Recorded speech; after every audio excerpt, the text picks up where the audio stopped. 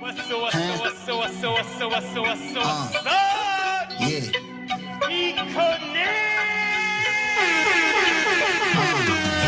Stacking my coin, stacking my coin, stacking my coin, stacking my coin. Oh yeah, it's your boy Crypto Blood. Oh yes, we're doing it again, ladies and gentlemen. Let's get it. Stacking my coin, stacking my coin. Episode 70? Yeah, 70. I can't believe we got 70 already. Let's go, like, share, and subscribe. Let's get it going. Let's get it going. Let's get it going. These niggas pop, my money keep growing. Your girl is a dot, she all on my groin. Tonight we got some regulars. Trek with 2Ks. Also got my man Black Money and possibly some others joining us from the Crypto Damas and Friends group on Twitter. Let's get it, people. Trying to chase those bread, though the shit won't last. About to shut the city down like a crypto crash. Stacking my coin, stacking my coin, stacking my coin, stacking my coin.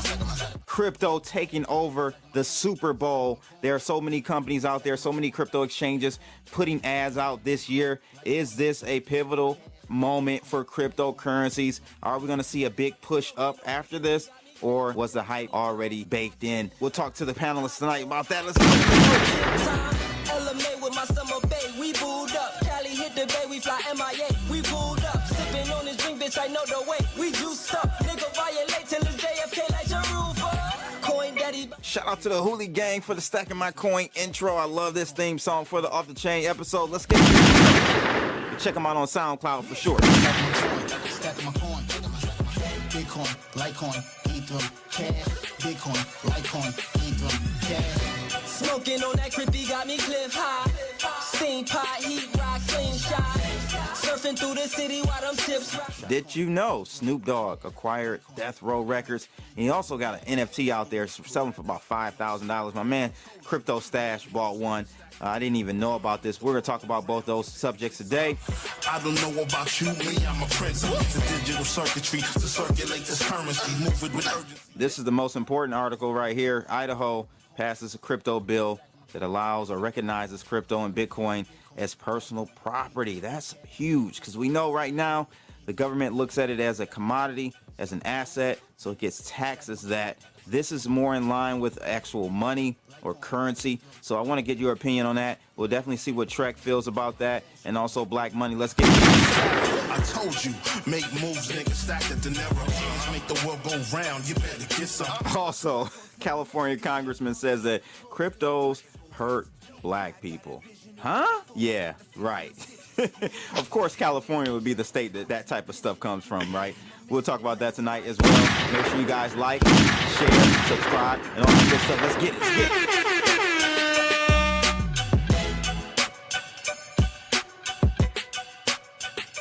Fuck it. Do it live. I'll write it and we'll do it live. Okay. Ready? Fucking thing sucks. We'll do it live. Okay.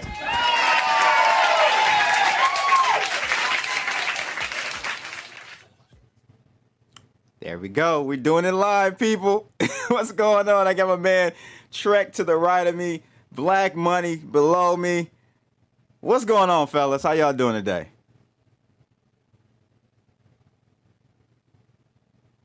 You got to unmute yourself there, brother. I'm doing fine, man. I'm not gonna lie. I got my headphones up real loud, and that first gunshot, I looked to the side like, what? Oh, yeah, you're in Memphis. You are in Memphis, Tennessee. You know, brother, sister, state, city of Detroit, I guess. Trek. Yo, What's up? What's up, man? Dealing with life, bro. Freaking under the weather again. Oh, man. Under the weather again. He caught corona from himself, ladies and gentlemen. The first guy to catch corona from himself. Yo, Can you believe it? man, listen.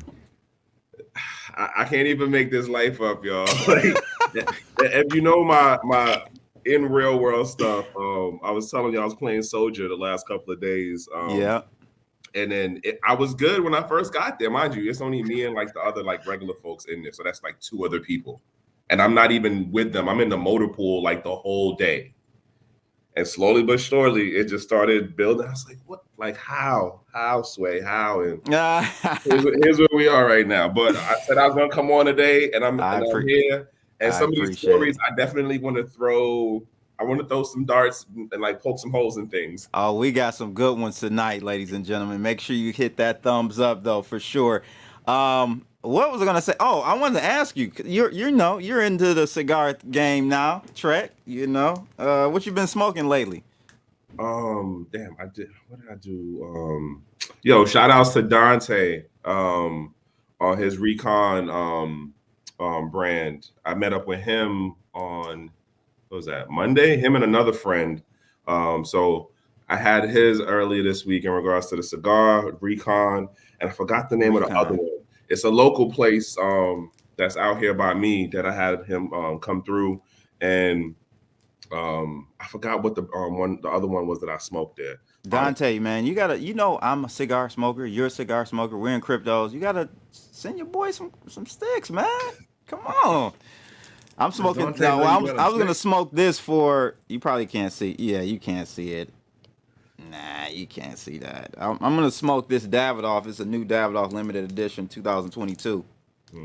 Looks pretty tasty. I heard it was pretty good. I'm gonna smoke that for the Super Bowl tomorrow. Okay. What you over there smoking on, Black?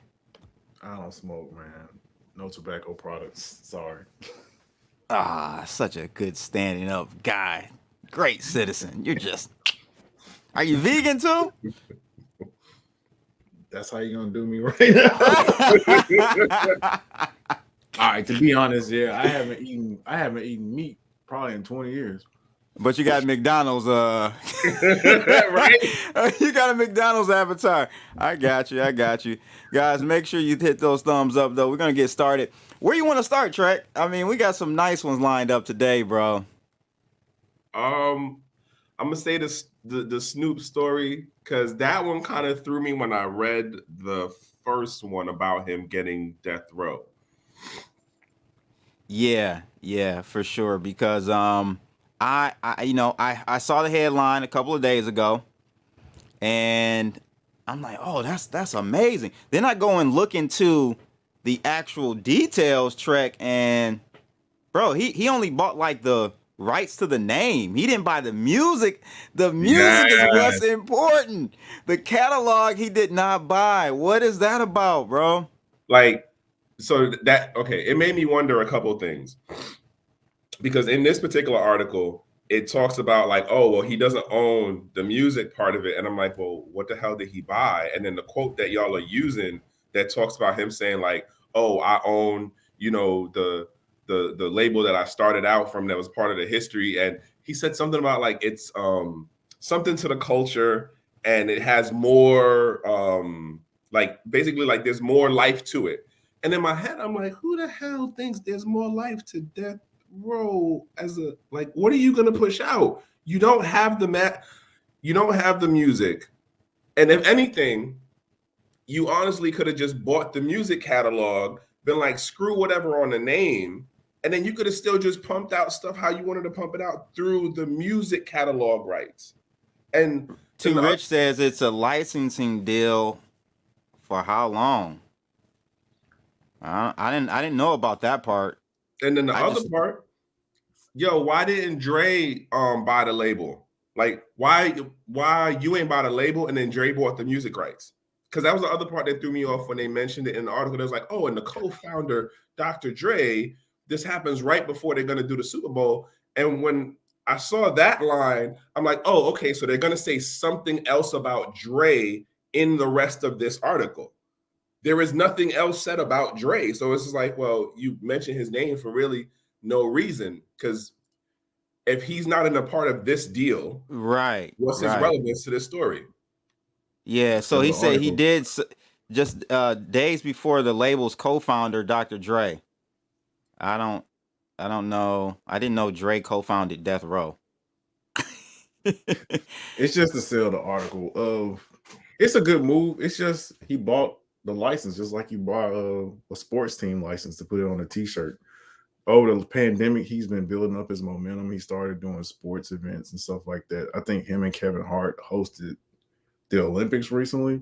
Yeah, this is no shit. Snoop is doing his thing. We can, you know what I mean? Yeah. Like, come on now. I'm not saying that. It's just that, you know, how they spun it. It was like, I thought he was buying Death Row, everything, which encompassed the music, which is the most important part, and the brand IP or whatever you want to call it. But that's yeah, the meat and potatoes are missing in this deal, if you ask me. What's left in the actual Death Row catalog that the producers already don't own, like Dre doesn't own, that's actually valuable? I didn't know Dre owned anything. I think he gets his production credit on a lot of that stuff. And that's and so and that I was saw another something thing. from Danny Boy. Like, I heard him say, like, I hope now that, you know, Snoop owns it, he'll pay me for, you know, all the stuff that is owed to me. So even Danny Boy I don't think he understood that Snoop doesn't have the actual music rights. It's a marketing scheme. So I did see that maybe like some earlier in the month, Snoop had started posting Death Row songs. I know there's an artist called Doggy Style that's on Death Row. He started posting his videos on his own channel. And I was like, I wanted to Snoop had something to do with Death Row now. And then this comes out. So it actually is it's really marketing for this new album, the Super Bowl performance. All that stuff is going to make everybody go stream the whole catalog. It doesn't matter if they buy it or not. He's going to make a lot of money over the next couple of months because he's just promoting his brand. He's got weed and stuff out there. He's got so many products and merch you can buy. It's still a good move. Yeah, for sure. He's probably the most. Would you consider Snoop like the last guy standing in hip hop from like the 90s? Nah. No? Because who else? It depends on how you looking at it in regards to, like, are they doing things still related to the industry, or did they go off and do their own thing and like they making they're doing their own thing in whatever lane that is that they moved into? Because case in point, if you look at like Styles P got the juice bar thing brand going. They still do shows. He's doing another business deal thing, and then he's doing like this other like reach to youth thing. Like, in regards to somebody who as a 90s music artist is still doing shows and then also still making money in a whole different lane, Styles P is kicking it right now. But is there anyone bigger than Snoop though? Snoop has transcended hip hop. He's doing stuff with Martha Stewart. He's doing, you know, like, I don't know, man. I just don't see anyone bigger. Will Smith, Ice Cube, Ice-T, E40, all these dudes are out there doing other business. E40 is Diddy. Didn't Diddy just buy something the other day? We don't consider him an artist. Listen, he said hip hop, dog. He didn't say actual real artists. He said take that. Nasty Nas. We can't forget Nasty Nas. Yeah. Nasir is doing this thing in the VC world. But again, like, I just see Snoop Trent, like, he's doing it everywhere. He's in the metaverse. He's doing the crypto. He's buying Death Row records. That's just, I'm gonna say with Snoop though, I think that his team, whoever the business and the product development, like that set of folks, whoever, like, when he made that connection with Martha Stewart, and then on top of what P put him onto, when I say P, I'm talking about Master P, what he put him onto. Mm-hmm. Oh, and then that's another example too, Master P. Like, the man ain't poor. No. Arguably, Dame Dash too. Like, if we're gonna say from the hip hop era as opposed to the artists themselves, Dame Dash too. Method Man. Bro, for real. Like, actually, the rest of the Wu-Tang members, because all of them got something going on. I think the Jizza from Wu-Tang had like a science show on Netflix. Ghostface and Raekwon got a whole bunch of little toys and maybe some NFTs. The RZA has had a whole bunch of marketing. RZA's doing a lot. Yeah. And they got a TV show. They got 3 documentaries and a TV show. Yeah, you're right. You guys are bringing some some heavy hitters. I'm glad to just see hip hop legends transcend and keep making money and doing their thing, bro. You know, it's kind of funny though, with all the people we just listed, that's like majority East Coast folks. Nah, E40 is E40. Ice-T, that's West Coast. E40, Ice-T, Snoop, Dre. That's 4. And then Who else? go to all the names we just said after the E40. We were saying Wu-Tang. You said Styles P with the Juices for Life. It's a lot of merch that people got that. Right. Like the merch is where you really make it at. It's not necessarily the record deal part of it unless you actually own your stuff. Like damn, We can't we never listen, think and you're about. right. We can't forget what Swiss Beats teamed up with who? Timberland to do the versus. That brand has blown up. Yeah. So salute to all the hip hop legends. They're doing their thing. But back to Snoop though, he's got an NFT where everyone knows that Snoop is in the whole blockchain metaverse game. He has plots of land in Sandbox. Someone just bought a plot next to Snoop Dogg in Sandbox, and I think they spent like $420,000 for that plot just to say they live next to Snoop Dogg in the metaverse. He's also got this NFT here. He actually partnered. I've never heard of this company. Have you guys heard of this Gala? Yeah. World. What is this all about?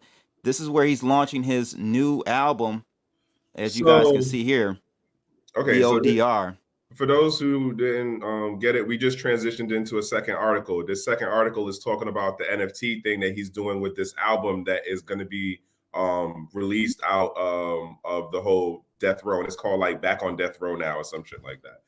Yeah. So Gala, we talking about Gala Games that's doing like X amount of the back end. They're basically like the production studio on the gaming NFT side. And for me, in looking at how some of the other music artists have done their NFT drops and seeing how like things in popular culture making their NFT debut or whatever, I know that they're going to make money, but then I also look at it and go, all right, like what's the smoke and mirror side of this? Like, in what regards? What do you think they're? It's a cash grab. It's a cash grab for sure. But like 5,000, 5,000. I mean, here's a question I have for you and the audience as well. Like, when it comes to NFTs and music, does taking or tokenizing music add any additional benefit to the consumer, to the end user? Because ultimately, anyone will eventually be able to hear the music. So you're not necessarily buying the NFT for the music and having exclusive rights to listen to it, right? Yeah. So it's kind of, I don't know if NFTs and music, kind of give me your opinion on that. Black Money, I'm gonna let you go first. I think when it's sold, when you're owning the commercial rights to the song, I think that's a value. But when you're just getting the song in a different format, I don't think that's a cash grab, right? Shout out to Band Royalty. Shout out to Band Royalty. They're doing that. My guy Noble, he's his company, Band Royalty. Check those guys out. So the album we're talking about is being released as an NFT, but also I was streaming it a second ago on Apple Music. So if I'm streaming it right now on Apple Music, he's getting a double dip. Yeah, he's getting paid from the royalty streams, and he's getting paid from people who buy $5,000. This is crazy, man. Yeah, so only 3 of those songs on there are actually songs that I can't get on the Apple Music, and they're probably just extra throwaway songs that were going to be left on the studio floor anyway. Yep. I don't care about it. I only own like one Snoop record, so I didn't hold his music as having a value to me personally before this event. So I don't think it doesn't do anything. I'm not getting royalties from it. I'm just paying you $5,000 to say I own a digital copy of the digital copy of music that you Okay, so and that was put elegantly right there. It was. In all honesty, I think that this is, bottom line is, it's a stupid utility like use case. Like yeah, it is. And it is, like, bro. I don't want to sound like a hater, bro, at all. Like, that's not what I'm saying. I'm just trying to have that conversation with people who have been in the space, ladies and gentlemen. These guys understand blockchain and really how to leverage it the proper way. And I think this is predatory lending. Bro, okay. So I'm gonna throw this one out there to you.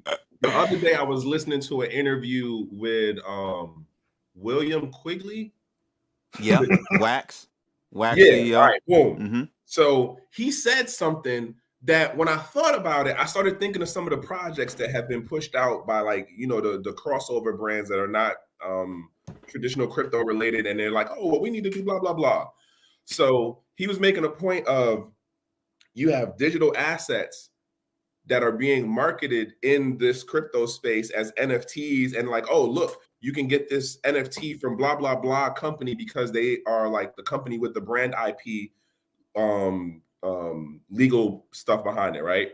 But he was like, if it was an actual NFT, you shouldn't be able to stop me from selling it, buying it, and transferring it. And if I can only use it in your ecosystem, then it's not an NFT, it's just a digital asset, which means See, I disagree with that. I think NFTs don't have to be what you just stated. It can be that. It can be within a like a private or ring fenced ecosystem. It's Okay. still a not to me. Maybe we're just playing games here with syntax. So let me add in on the caveat to it, because it took me to a second point, which was what I then thought about was because he made the example using Vive. Yeah, right? Vive. Yeah, they're very Android popular. They're store. closed. Mm-hmm. Right. And then I was talking It's a with closed ecosystem. I was talking with 3D about that, and he was bringing up the point about when you actually try to contact them about, hey, what is your like product that you have pushed out through this particular thing called Vive? Is it an actual NFT? Or are you giving out a digital product? For whatever reason, they never would get back to him or give him a clear answer on what the difference is as a digital asset versus a digital product. I mean, the NFT thing. My point is that what I would argue that we're kind of seeing happen right now is like, just like how when Tether came onto the scene and like the diehard, 2011, 2014 people was like, what the fuck is that? That's not a crypto, blah, blah, blah, blah, blah. And then like, Right. arms. And then there was a community that developed around the use case of Tether and things like USDC and DAI and blah, blah, blah. And then all of a sudden, like, well, stable coins are a part of the space, but they do what they do over there and they have their community and use case to them. I think, in my opinion, if you're talking about functionality and use case and understanding that NFT is a technology, it is not a picture, it is not a song, it is not a PFP. It's a technology that's connected to visual or audio content and other kind of content. But the point being is that I think we're watching the expansion of what I'm just use the word NFT, the phrase NFT is Because I have a question. So Yeah. is a crypto only a crypto if it's on a public ledger? And that's what I'm talking about. No, I don't. I think a crypto can be on a privately run blockchain. But you see what I'm saying? Like, if we would have had this conversation back in 2014, the diehards would have been like, nah, it got to be public. It got to be open. Yes or no? Yes, I agree. Yeah. So you see what I'm saying? Black, Like, what is your opinion? Man, I'm out of it. NFTs are it's kind of hard to grasp sometimes. I saw somebody say something about baseball cards and how limited runs and stuff like that bring value. But I think the way the baseball runs and the printed books and stuff, some of those things have the opportunity to be destroyed. So people tear up books and stuff like that. And it makes the ones that are in pristine condition still worth something. These NFTs, all of them are basically going to be perfect the whole time. I don't know how that's like baseball cards. Well, I mean, I personally think that's a good one. Using NFTs in that realm is good. I think that's a perfect use case for NFTs. You take a brand like Topps that has a multi-$100 million IP and brand or whatever behind it, and they say, hey, now we're going to officially launch these baseball cards on the blockchain.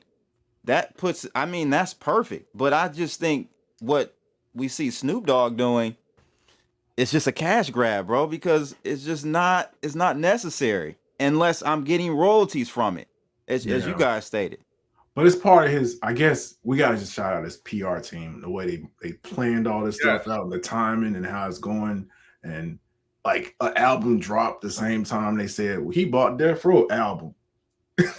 It's right before the Super Bowl thing. He's done he just did the Olympics. He's the creative executive or something for Def Jam right now. He released the album maybe like a month ago with like a whole bunch of guests on that. His team is brilliant. That's all I can say. Oh yeah, I can't hate on it at all. He's got. I'm not hating at all. It's a dream His team. team is also not talking to crypto people like you and me. At the No. end of the day, we know too much for you to be like, oh, Hey, yeah. Snoop, come on, holla at your boy Crypto Blood. I know you're a Crip, you know. We can, you know, one blood, one cuz. We can come The together, money's right? still green, dog. The money's still green.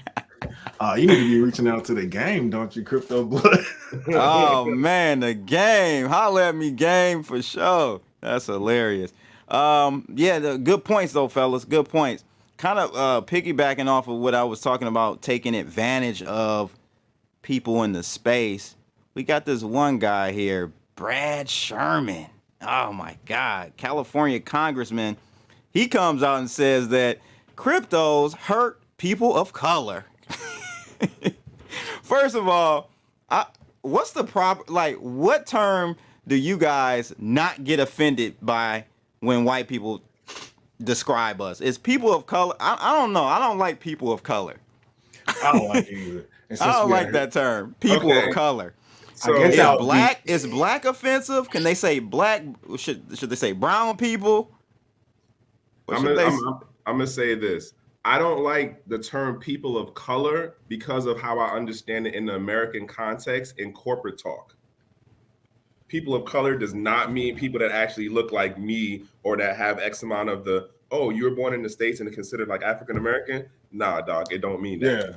Yeah, that's true. And in corporate, you're right. Corporate people of color can be Hispanic. It could be a dark skin, and there are many Asians that are dark skinned. People may not understand that around the world, but you have melanated Asian people. Trade that went that way that people don't talk about. Exactly. Okay. Yeah, I don't get offended by black, and I don't get. Well, I mean, your name is Black Money, Yeah. so we understand. African American used to bother me for a minute, but it doesn't. I mean, it still kind of bothered me, but I just prefer black. It's none of these terms is anything that I would say you can stick to it. People of color, it does mean anybody that's non-white. It doesn't mean it's the equivalent of when there was a black civil rights movement, then everybody else started getting labeled as minorities. So currently, if you go get a government contract to be a minority, you can be a female white, you can be a gay male white, and you're still a minority. So Very true. Very true. Very that's true. the same thing. Like, oh, you guys are minorities. And I'm not trying to get on anybody's lifestyle or anything like that. It's just things are reworded all the time. So more than other people can get into it. So, okay, I hired a person of color and I hired a minority. So yeah. So this guy, Sherman, Democrat, of course, quite naturally. This is why I listen. I'm not trying to get political. This is why I cannot stand white liberals. But as another conversation, this guy goes on to say, he says, in his congressional hearing, he compared cryptos to the subprime mortgages and asked the Treasury Department if those of color would benefit holding the bag if we see a collapse in cryptocurrencies or stable coins. Isn't he like pro big bank? So if this guy is pro big. Yeah, he's pro bank. He's a multimillionaire himself. Off subprime mortgages. Of course. So, yeah, there's no financial system that existed in the United States that's ever been created for the advancement of black people or people of color. So for right now, for him to say that, it doesn't mean anything. None of this stuff is made for us. When the Constitution was made, you were 3/5 of a man. It would take you and another one of your friends to make a whole human in the eyes of the Constitution. So I don't care about his argument whatsoever. Next person. That's right. It's one of those like you just out here just fucking throwing up smoke to sound relevant. That's what I'm saying. I'm gonna take my government issued crack pipe from Biden. Adam started the crack pipe first. Adam started the crack pipe movement first. Nobody talking about his PSA where he pulled the crack pipe out the fucking bag. It's like, you know, if you see smoke, there might be fire. So you gotta like check your kid's bag. And he pulled out the crack pipe. Like this is the 90s. Are you talking about the DC mayor? No, I'm talking about the New York.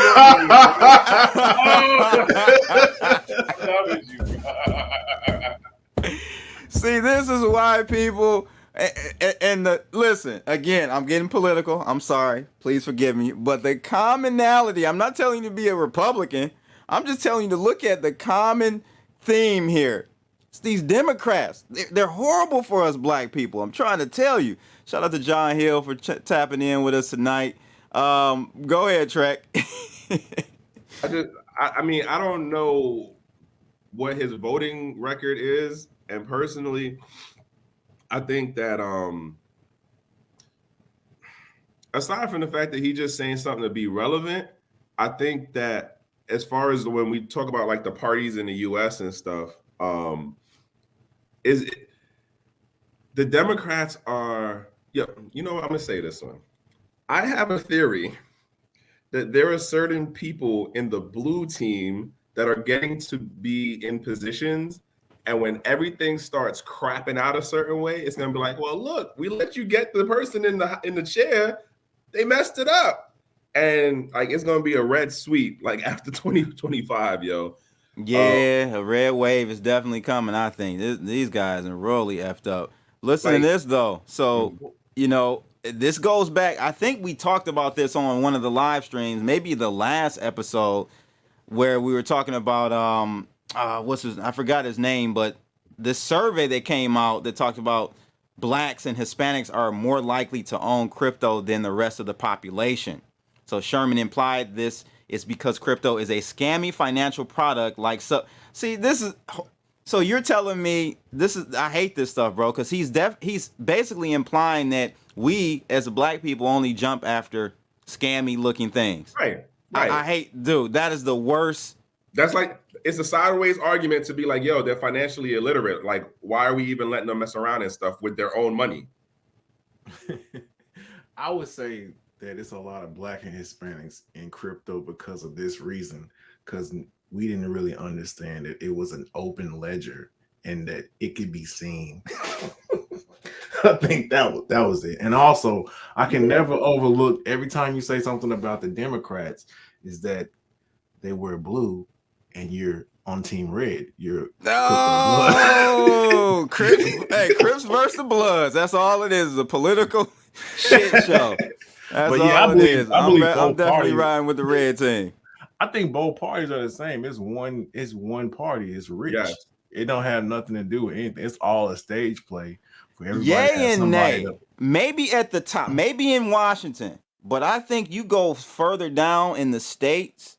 I don't know, man. At the state level, the municipal level, municipality level, I think it's a big difference. And I think personally, I'm a business guy. I'm a business owner. So I'm always leaning toward, policies that's going to help empower our people, not give us a pacifier or a crack pipe, as Mr. Sleepy Joe is talking about. It's a free crack pipe. What are you? Oh, it is a free. Yeah, it's a free crack pipe. You're right.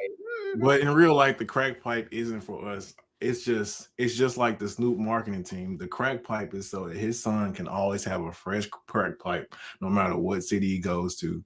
That's what it's for. Mm. Hunter Biden is a drug addict. Yeah. So look, this article, I wanted to highlight something else in here. It says the popularity of crypto amongst blacks especially may have also stemmed from past discrimination discriminatory practices like redlining that made it harder to buy houses and build intergenerational wealth. Unlike applying for a mortgage, you don't need anyone's permission to buy Bitcoin. Is Bitcoin, I want to ask you guys this, is Bitcoin the key to make it out the hood for black people? No. Okay. Black? Cool. Nah, it's definitely not that. The one thing I would say, this is turning to something else, sorry, that black people need to do is, if they're really trying to do anything, is to build an infrastructure. Like everything they have depends on another situation. There's no such thing as a black business, because all the resources that are used to supply and run the thing are basically other white businesses. So you can have a great business. I can have a barbershop, but all my supplies I gotta buy from somebody white. So I don't really want to go down that path on this show, because this is more of the real me and not the internet character. So I'll stop. Okay, so how about this? Go ahead, talk your stuff, Malcolm.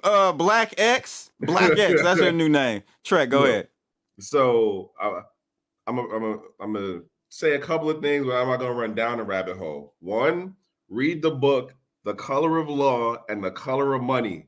Those two books right there break down the whole like track record for how the U.S. has operated as far as making policies and regulations that arguably have a negative impact on what we would call black people or the black community. And I'm putting those in air quotes. But when you read the book, you start putting names and dates together, and like you see, when you look around, you like, oh shit, like this stuff is still carrying over into today. One thing. The other part of what was the other thing? It's a book. And well, I was just gonna say this. You know, I heard both of you guys answer the question. I feel the same way. I don't think Bitcoin is going to lift the black community out of poverty or make a generational wealth shift for us at all. But we do have people in the crypto community pushing that narrative. How do you guys feel about that? So, okay, I'm gonna say it this way. Bitcoin billionaires. Right. No, and it's not like to take shot at them at all, but that is a narrative being pushed within the community. Is this, buy Bitcoin, you'll be wealthy. I mean, I know they say Bitcoin billionaire, but they're just, it's just kind of a spin on words. But, I don't know. Go ahead, Trek. I'll let you talk. I think that narrative in the bigger context works towards like the pushing of a goal, the idea of this is the direction that we're trying to head in for building the community, right? But in the reality of how we know it is, hey, X amount of people are not going to look to put in the work and go through the ups and downs that comes with being in this space. You can't save everyone. And I definitely highly commend the folks who are working to save everyone that they can, right?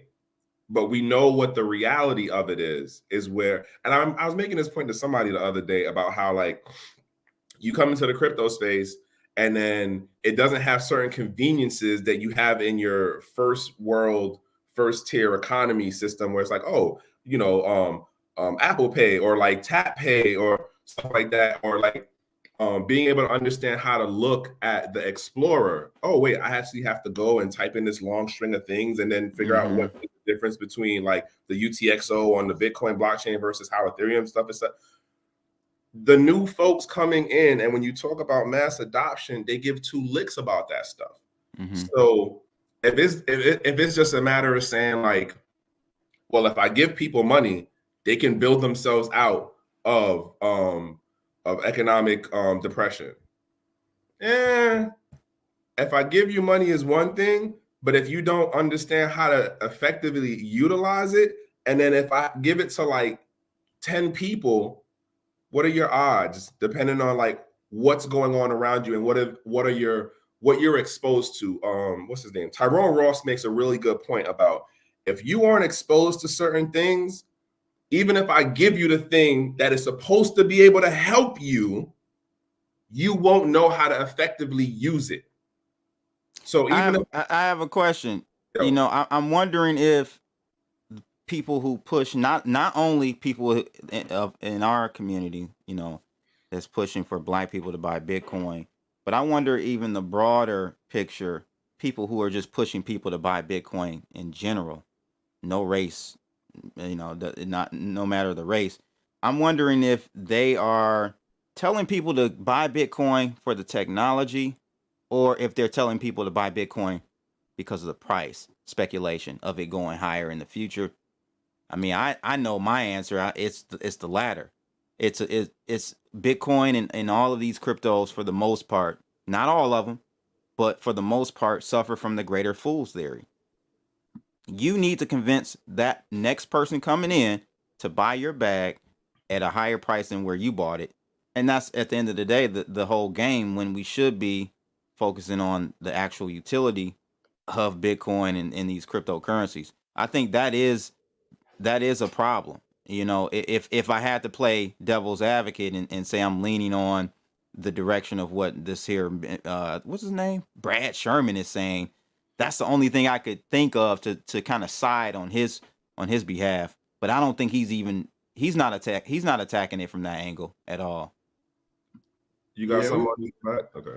We are like in a, I guess, pyramid scheme kind of situation. Of course, we gotta get more people in to drive our price up, to pump our bags. I got coins right now. I'm like, man, you mentioned the Super Bowl stuff. I was like, yeah, pump my bags. That's actually my notes. It says, cute. I hope the noobs pump my bags. Right. Bitcoin for black people. I know there's people pushing it, and that's cute. But the one thing black people do have to do is to actually try to form a community and not to always be envious of other cultures and try to seek the things that they say are luxurious. So we have a bigger problem. Like I said, we don't have the infrastructure for anything. Yeah, I mean, at the end of the day, like you said, the black people, we have a psychological problem. It's a psychosis issue, in my opinion, because if we all accumulate all this Bitcoin, all we're gonna do is turn around and go buy Louis, Gucci, Cadillacs, Benzes, blah blah blah, and give the money right back to the very people that you get what I'm saying. The Dave Chappelle skit was funny because that was true. The Dave Chappelle skit was right on point. Dave is a genius. Go ahead, Trek. All right. So 2 things on this goes into that thing about the value chain, right? And until I was reading Vusi Tembekaweo, it's a South African dude, his book where he was talking about value chain, and it goes into what Black was saying. Like, you can have the business at the ground level, but if in the value chain, you are at the lower part of the value chain because you get your resources from the business that is like 2 or 3 higher up from you. So if you're buying wholesale, you get it from the wholesaler. If the person or the company above the wholesaler is the one that actually manufactures it, then there's the company that actually provides the ingredients or the elements that make that product. Like, where are you in the value chain? In regards to how we sit here in this, you know, first tier country, and I always put in these references as far as like first and second tier and third tier country, because we have arguments and we take positions based on our operational environment, right? We're in a country where this dude is saying, hey, you shouldn't be in Bitcoin because it's like this other thing that used to scam people that look like you. He's not talking about the technology. No, he's not. He's not even making like a correct correlation between what is the quote scammer side of it or the bad side of it compared to like what you can do to actually fight it on your own without Big Brother telling you how or what you should actually do. You can learn all of this on your own, right? But here you have it that, again, first tier country, we're talking about it in relation to the greater fool's theory. But when you go in other places, it's a different operational environment, right? So if I'm not out here trying to chase the bag and get the pump and all of that, and this is more about like, what is my actual functionality, is how I can sustain my lifestyle for what it is through this financial use case of blockchain technology. And the funky part, not funky part, but the other part that gets me is you have people here in the States who are using cryptocurrency in I live in the space and this is how I sustain my life, my lifestyle, right? My cost of living. They figured out the ways that they got to do what they got to do to, make that stuff works for them. But everyone, or not everyone, most of the talk in the space is about the price speculation, which in my view on that's X amount of misdirection because it takes you so far off from like, hey, what does the technology actually do? You're being conditioned to only understand the technology in one small use case of a window. Which is its scarcity aspect of it. It's not even the scarcity. You're just being taught to look at price. Well, no, that's connected to scarcity, right? We know there are only 21 million coins.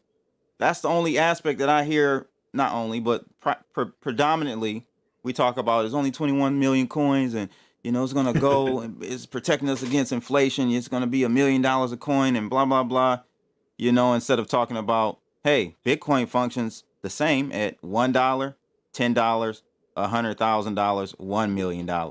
It's a medium of exchange. Yeah, I don't hear about that. I live in a city where I guess my city is almost 70% black people. And Right. every black person that ever talked to me has only talked about price. Nobody's ever talked about the tech of it. To them, it's just like it's an investment, and everybody says, I'm gonna put $2 in Bitcoin today, and tomorrow it'll be $1.5 million because everybody's telling me I'm gonna be a billionaire off of it. I was like, that's not how it works, man. It doesn't matter what form of money you use. If you don't have something to offer and nobody want to buy it, it don't matter. This will serve you no purpose. You're still gonna be working here in FedEx lifting boxes when you put your $2 into Bitcoin. It's not gonna save you. It's gonna be Amazon. It's so important to help people understand what money is or isn't. Then come down the rabbit hole and get to Bitcoin. Because if you approach it from that level, you'll understand how Bitcoin fits within your portfolio or should fit within your portfolio, in my opinion. That's why I'm writing a book. I'm writing a book, people. It'll be out soon. All right. It's going to be an NFT? Nah, I'm going to keep it 100, man. You got to go to Amazon. You got to go to the God to get it. Jeff Bezos. Amazon be taking a cut, though, man. Trust me. Say what? Everybody take a cut. Yeah, I know. It's all good. When do you think the book's coming out? I'm gonna try to release it next year. Yeah, next year. I started working on the book like last year and just stopped. Bro, it's a process. The first why did I stop? Yeah. I can tell you the honest truth is my portfolio went down. I wasn't in the mood to do anything. So there you go. The book was about price. The book was about speculation. He one of those dudes. He one of them dudes. You one of them dudes. You one of them Bitcoin billionaire boys. The book wasn't even about crypto. It was just like regular stuff. It's just when I was up and then I was down, I was like, man, I need to sit down somewhere. I just need to get my life together.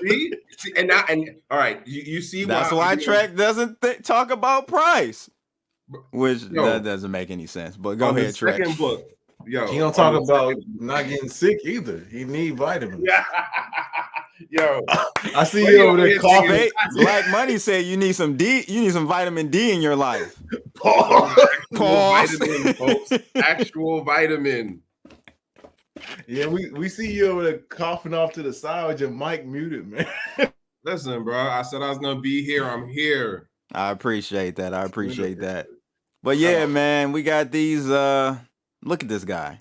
I mean, come on. Why are we? Does it look like he knows anything about what's good for black people? This boy like a human laugh track. God, that's what we got to deal with, people. Let's go ahead. Before we move on, I don't know if you guys heard about this, and I don't know if the audience heard, but we had 2 or 3 nominees for Federal Reserve, for the Federal Reserve seat. Yeah, 3 of them were black. And you believe that? Wow. Yeah, and one was actually this was the initial lady who was up as a nominee. Okay, she's actually from my state. I think she's a professor at the University of Michigan State University, actually. So that was the first lady who was a nominee. But then they ended up picking this lady, who is from the University of Michigan, which is our rival university in our state. But this person versus this person. I just want to know why they I wonder why, that's a fairly light-skinned woman there. You can't go off looks because there's a lot of people there's a lot of dark-skinned black people that will sell you up the river. They're not for black people at all. They will sell you. You're right about that. Heartbeat. You are right about that. You remember when all the black women were talking about the vice president and everything? She was outgoing. She was electric sliding in every function she could go to. She was throwing up sorority signs and stuff. And then when she got in office, you know what she did? She didn't talk to none of those bitches ever again. Nope, not at all. Oh man, she was over there. She was eating potato salad and sweet potato pies and stuff while she was campaigning. She was waving a Caribbean flag high. All of a sudden, nah, dog, we ain't even talking about that no more. Wearing Timbos, all that stuff, right? Nobody ever paid attention. She never called herself black, not one time. Only the news article said that. And they just got hyped up over it. So, and then we get into that whole thing of people of color. People of color. People of color. Yeah, so let's talk about this is a pretty good one right here. I think this is like the meat and potatoes of today's live stream, ladies and gentlemen. This is going to be a great conversation. So I saw this tweet come out yesterday, I believe. And this guy, Dennis Porter, said here, breaking, the state of Idaho introduces bill to define Bitcoin and digital assets as personal property. That is big. That's definitely a different approach that we haven't seen yet in the States. I don't know if we've seen it across the globe, honestly. It goes on. So this guy, someone asked, well, what the hell does that mean? Well, he says it means it should not be taxed as high, like federal capital gains tax. Also, he says he thinks that personal property is more subject to local tax law instead of federal, which means the state can decide the tax rates and such, making that area more friendly towards crypto. I don't know if he's correct with that. I mean, that's kind of along the lines of thinking, and I was kind of thinking about when it came to them taking this approach of Bitcoin and cryptos being personal properties. I know, Black, you sent me this from Idaho's website, and you want to go over what you want to highlight in this article here? I was just looking like, I think one of those lines said that the first $250,000 of personal property aren't taxed if it's not taxed by the local county. So like you're saying, if it is personal property, then it's going to fall back on the local county to tax you. And that could be all over the place. It could be high in some places, low in the other. Just think of it like a car. That's what I'm thinking of it right now.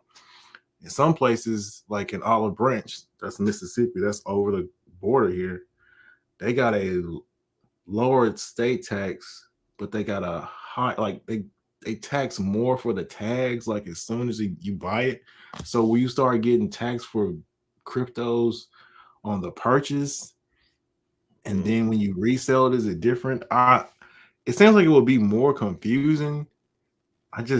It's still a gray area. I'm just not trying. Yeah, I'm not a tax attorney or know enough about it myself, but just first hearing it, I'm like, this is a better, at least. Okay, first, taxes. We know how we feel about that and all of that. But if you're going to be taxed, should it be taxed this way or should it be taxed the way the IRS is looking at it, Trek?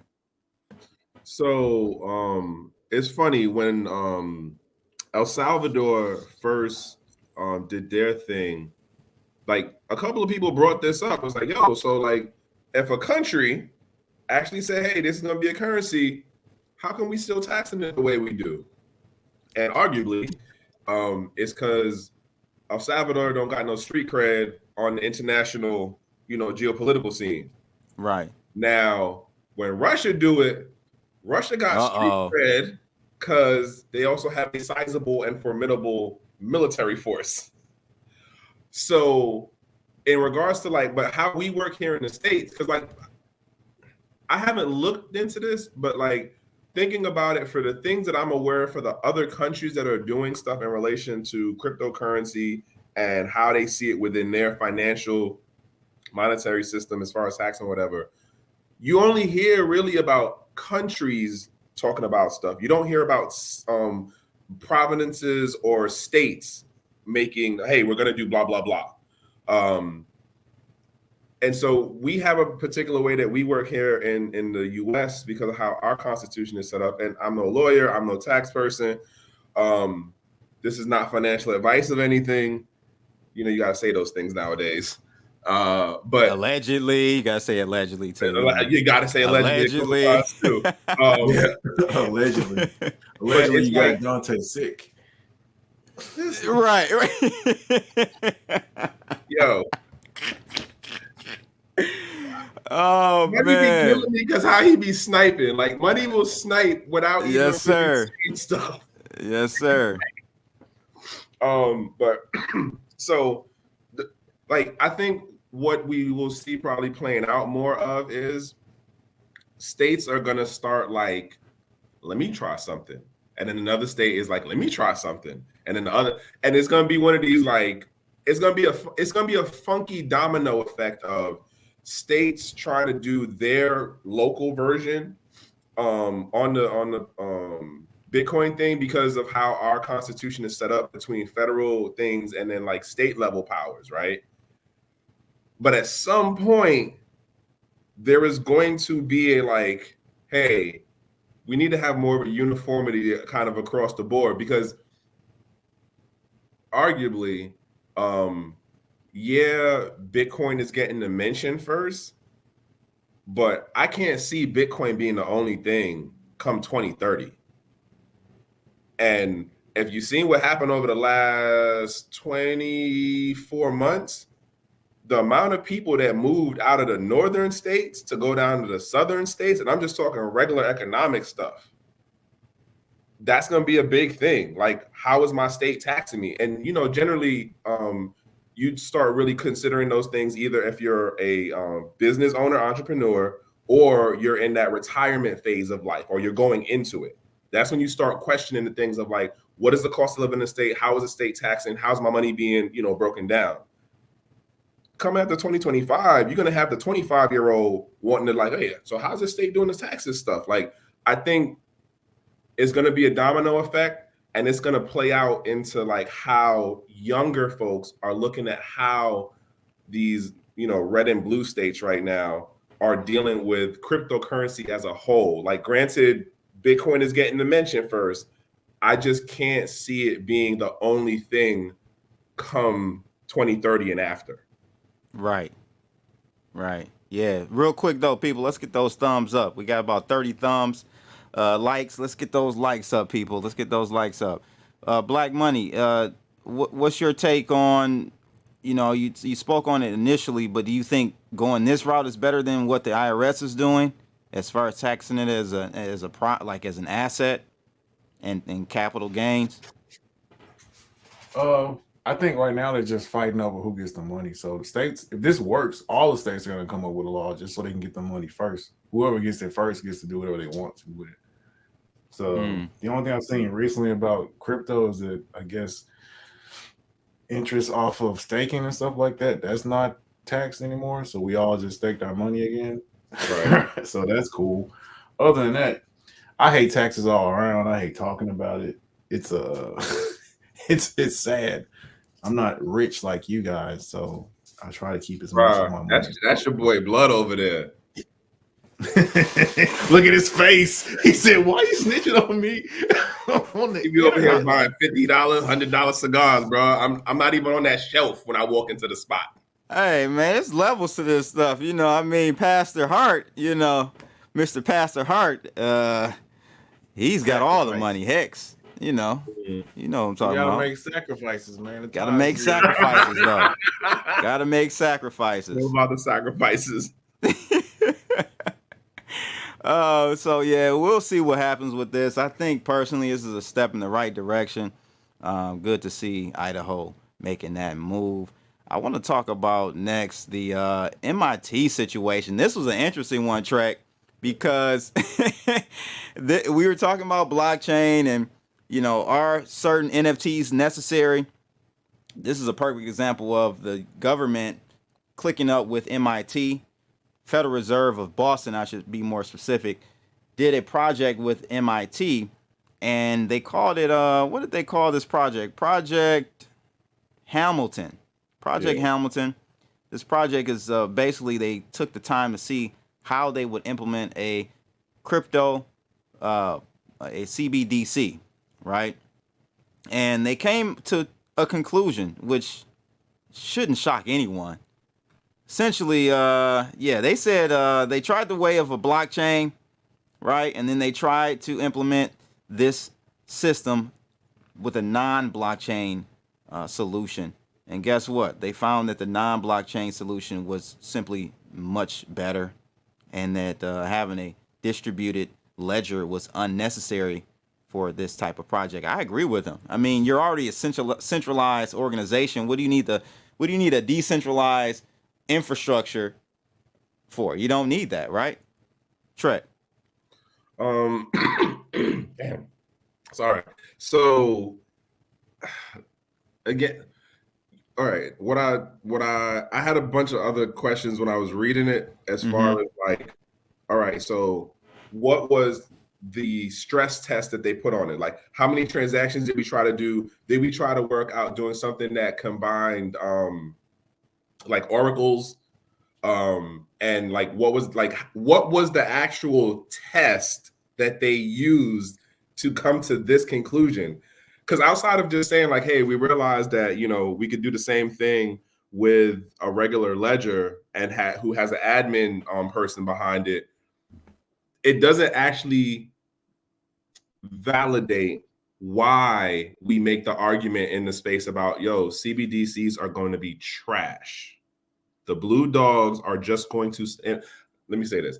I say blue dogs, I call them blue dogs, are going to start a new wave of currency wars. And I see that happening in this decade. Who are the blue, when you say blue dogs, who are you referring to? So when I say blue dogs, I call CBDC blue dogs. It's a play kind of on words in regards to like in tech, when you look at things that are technology based, usually there's a blue color associated with it. Case in point of that picture, the dollar is a bluish color. And then we talk about how, you can teach an old dog new tricks. The financial system as we have it set up now, as far as the banks and stuff like that, and where different departments and, governmental agencies and stuff sit in things, they're an old dog trying to learn a new trick. And so I call them blue dogs.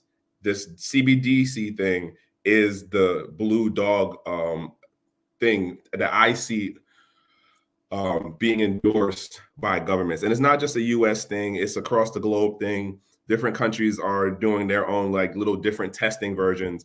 What gets me with this particular thing is like, but we've been saying this for years. Like, y'all spent how much money to go figure out that it wouldn't work?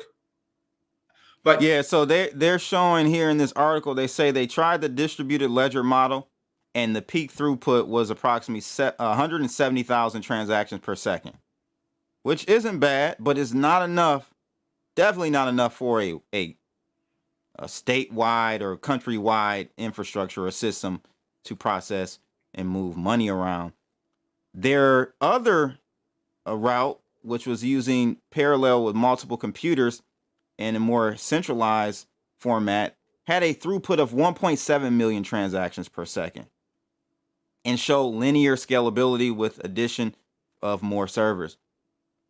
So basically what I'm taking from this, guys, is that whatever CBDC, if a CBDC comes out, because I'm not confident they're going to actually bring one out yet, because it really is going to damage the banking system, in my opinion. But if they do come out with one, it will not be blockchain based or in the sense that we know it. It will be some privately run network that the system runs on. Is that what you take from that, Black Money? I take the same. You gotta you can't be going around and using blockchains where something's going to be permanent. I got to be able to still have corrupt stuff going on. I need to be able to receive bribes and the finance government takeovers in smaller countries. I can't use blockchain. I need black budgets. That's what you're saying. I need black budgets. Yeah, I need. Hey, wait. Yep. Is there a black budget section? No. Right. Oh no, we can't mess with that. Like, yeah, you know when they first went to Iraq, I didn't even think about it from that standpoint. Absolutely. When they went, you gotta have Iraq, black hole budgets. When they first went to Iraq, what's the first thing they found? Like rooms full of American currency. Billions of dollars. It wasn't just there out of nowhere. It was taken over there to pay for certain things. So once they got their opium and their cash back, then they were happy. Yo. Yeah, I've heard stories firsthand of, people saying, hey, Iraq war, we would literally fly over there with pallets of money. Yep. And they would just give it out. Crazy, bro. Absolutely crazy. The same thing. Afghanistan was the same thing. Yeah, I didn't think of it from that perspective. But but again, like this goes into like, what are we really reporting here? Like the Bank of Boston spent money to do something with MIT to show something that we already knew. Like this isn't a new discovery. We already said years ago, hey, like if you actually do CBDCs in relation to a blockchain thing, it's going to have X amount of issues. And a large part of the way that, y'all run stuff now, it doesn't work to have all of your shit public. Like that's not what y'all about. Y'all are not about transparency. So that's funny you say that. In this article, it highlights, and this is what the vice president of the Boston Fed said. He said, if one policy goal was to maximize privacy and the other is to stop criminal activity, those create conflicts from a technological perspective in how you design the system. You can't have both, right? You simply you can't have both.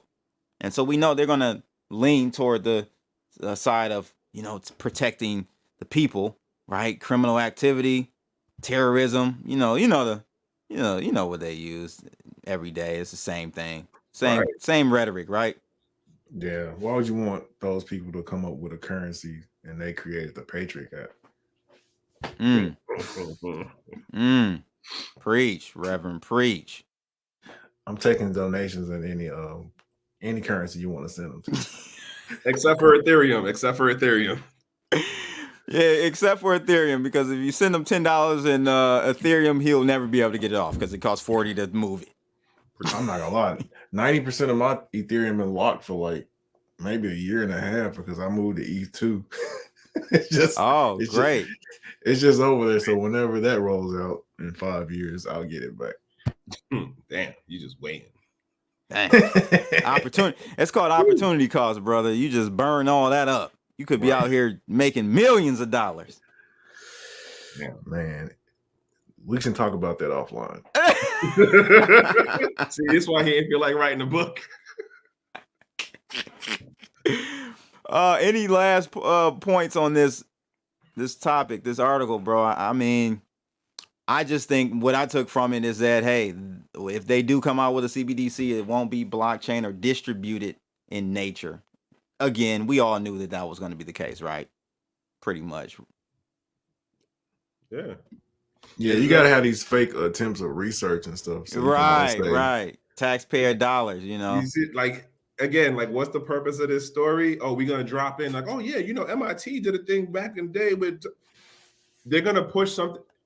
And this is, I think I was saying to you about how just like people, individuals, right? Governments and the different agencies and all of whatever are free to pick and choose and mix and match this technology as they choose for their own needs. So like this, I call it the trustless decade. It's going to be a roller coaster of shit that you don't like, things that you're cool with, things that you question, but it's all going to be pushed out. And like, it's going to be given under that umbrella of, oh, this is crypto. Oh, this is blockchain. And, you're going to agree with some of it. You're not going to agree with some of it. You're going to mess with some of it and make money. And then some of it, you're going to lose a hell of a ton of money if that's your thing. And for how the governments are going to push stuff down on you, Some people like living in the walled garden. Some people don't like living in the walled garden. Yeah, that's facts. Last article. Boy, this is going to be interesting. Maybe your bags get pumped here, Black Money, because we got the Super Pump Bowl my tomorrow. Say what?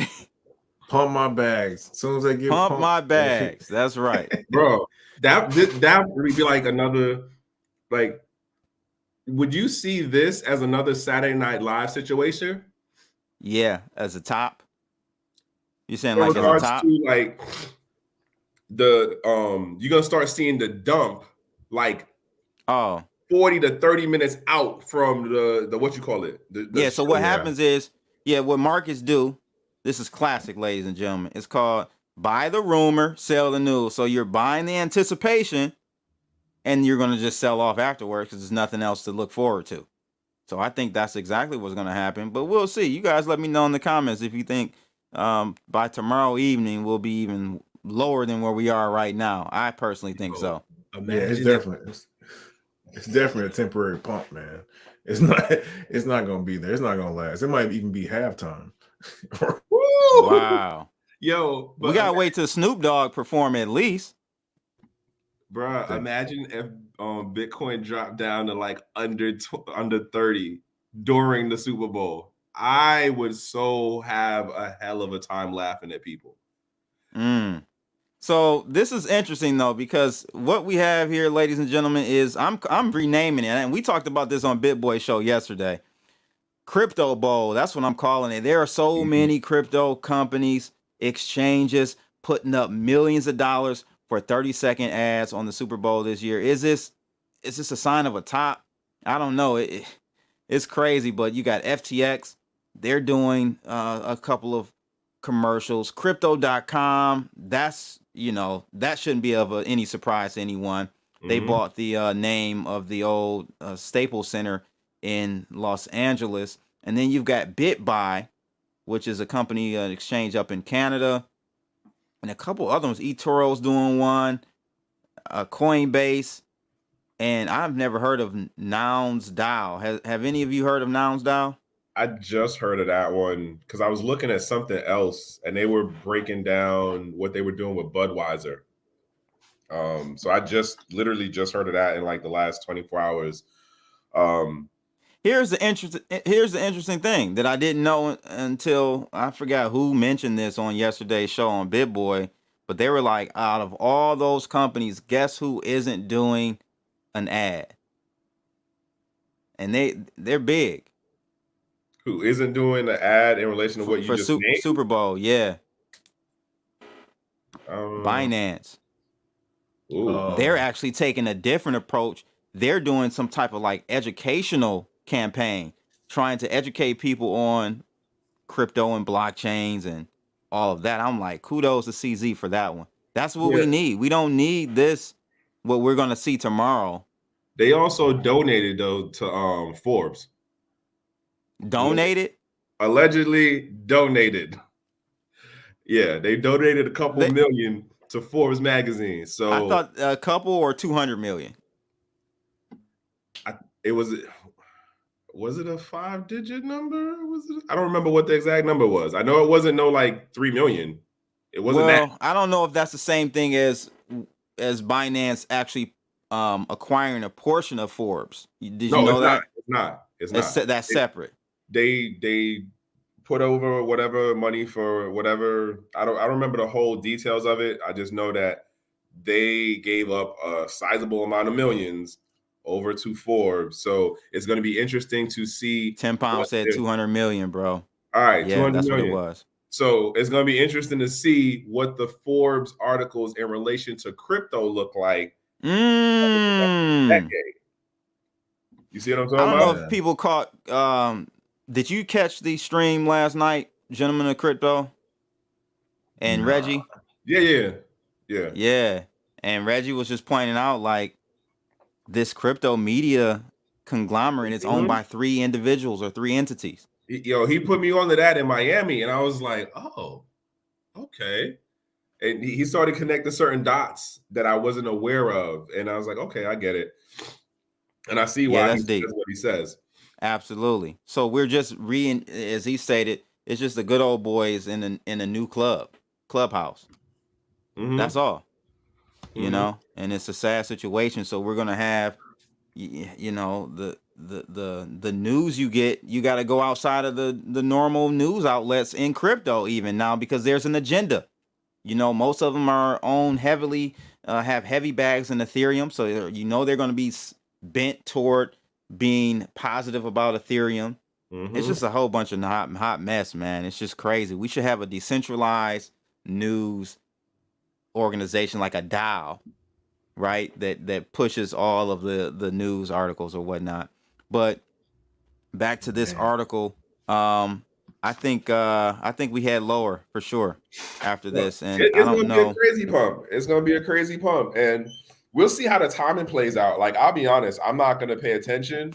I'll probably just be looking at Twitter and then like looking at the recaps of people's reaction videos on YouTube. But I don't really care about the Super Bowl. And last I heard, the numbers have been going down over the last couple of years. So, oh really? Yeah, as far as viewership. Yeah. So arguably, what's happening right now is, well, they blame the last one on Trump, right? That's what you, duh. I mean, whatever. That's the easy. That's the layup. Right. You know, just right. But like, arguably, what these companies are doing is, the attention economy of how many people can we get in one sitting, as opposed to us trying to do all of these other different touch points. And again, so you bring up a good point, because Red River, my guy Red River, said that State Farm decided not to do a Super Bowl commercial and instead spent their money on TikTok. That's a great. See, if I were running a marketing department or a team, I would pivot toward that as well. If I had a budget of $5-10 million, you know how many influence you could buy with $5-10 million? A lot. You will see Crypto Blood in a State Farm red State Farm shirt, no problem.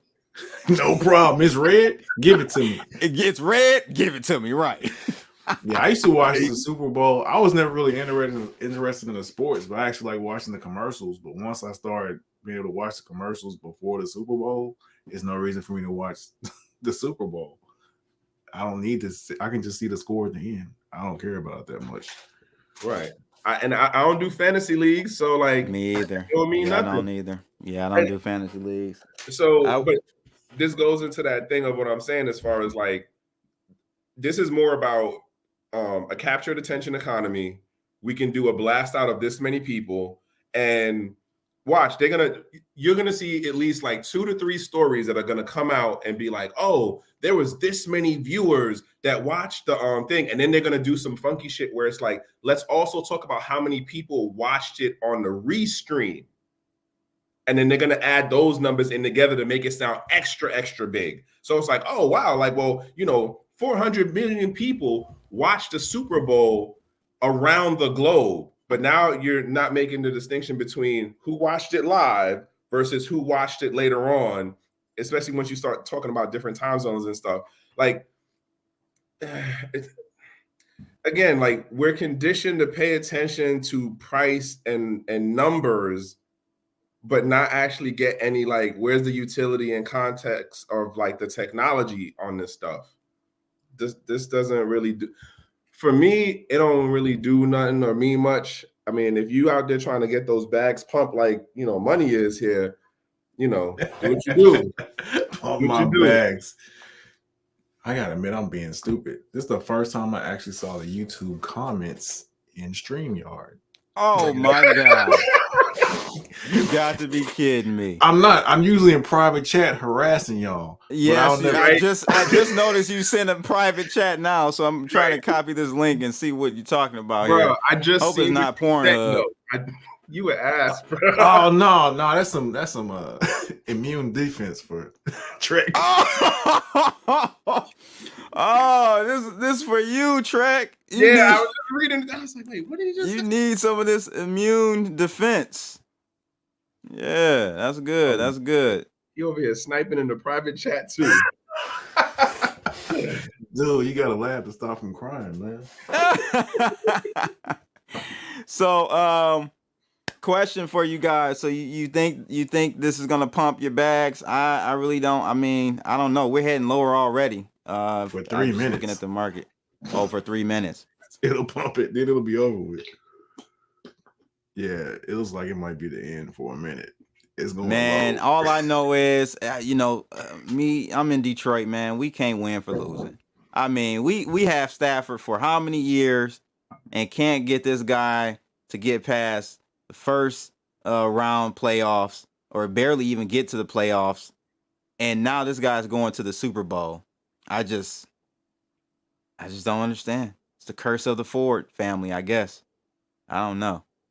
But who do you guys think are gonna win? Who's gonna win this game? Bro, I don't even know who's like. I don't even know about either team. I can tell you this: we don't care. Like 3 people said it in the comments. I'm like, you're right. I don't even know. I don't even know. Shoot, I could have done the live stream tomorrow then, since I thought my audience may have been preoccupied, but don't look like many of us care about this whole shit. Yo, if anything, you know what would be a killer to do? Not a killer per se, but on the content side of just do a live stream during the halftime show. Oh yeah, and that's it. Like yeah, hey, if you're not sick tomorrow, Trek, you're more than welcome to join me. We'll do a live stream.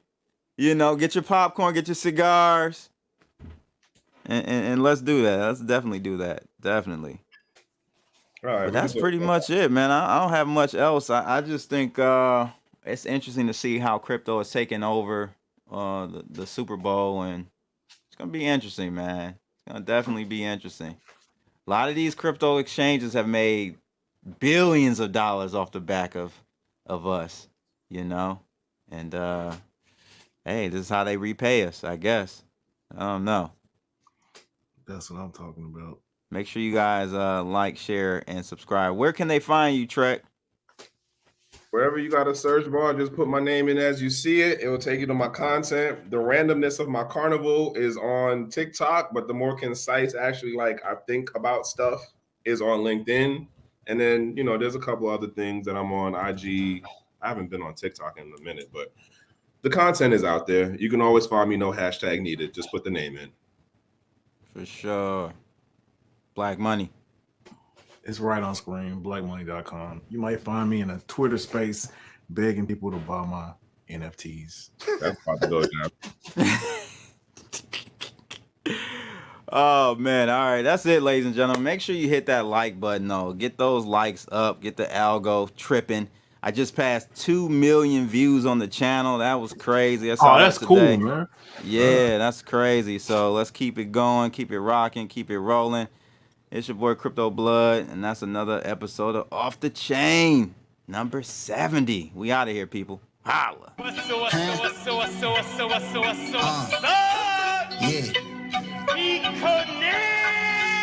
All right, that's another show under our belt, episode 70. Make sure you guys like, share, and subscribe. Share this video to everyone out there. I know it's long form, but there's a lot of hidden gems in here. We need people to hear the real, the most entertaining and informative crypto live show in the game. It's your host, Crypto Blood, and I'm out of here. Surfing through the city while them chips rise. Hot boy,